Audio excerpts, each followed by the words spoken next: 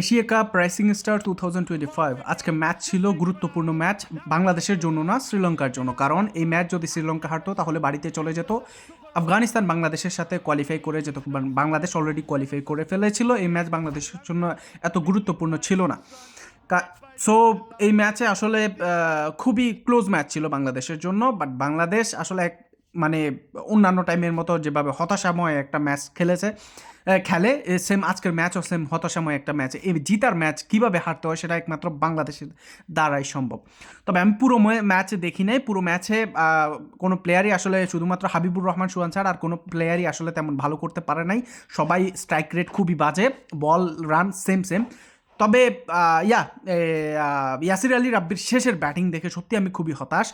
এক পাশে মেহরব আসলে খুবই স্ট্রাগল করতেছিল, তারপরও ইয়াসির আলী রাব্বি বারবার তাকে স্ট্রাইকে পাঠাচ্ছে। কেন ভাই, কেন? তুমি তো জেনুইন একজন ফিনিশার, তুমি তো জেনুইন একজন ব্যাটার, তাহলে তোমার কেন এত সমস্যা হবে? তুমি নিজে তো একা ফিনিশ করতে পারতে, ট্রাই করতে পারতে।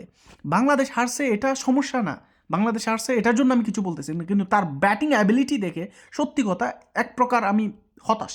মানে বাংলাদেশে লাস্ট বাউন্ডারি আসছে শুধুমাত্র একটা ছয়, লাস্ট 30 রান নাকি কয় রানে, লাইক ক্রেজি ম্যান। লাস্টে 30 রান নাকি কয় রান নিতে, বলে আর রানের সেম বরাবর, মানে বরাবর বল খেলছে ওরা। কি আজব ভাই আসলে। আর ইয়াসির আলী রাব্বির আজকে ব্যাটিং যারা দেখছেন, এই ম্যাচটা যারা দেখছেন, তারা অন্তত দেখবেন এটা কেমন ধরনের ব্যাটিং। সে কিভাবে আসলে জাতীয় দলের রাডারে থাকবে আসলে আমি আসলে বুঝি না। এই প্লেয়ারটা জাতীয় দলের যোগ্যতা কি এই দলে যোগ্যতা রাখে না, সেখানে জাতীয় দল কি বলবো।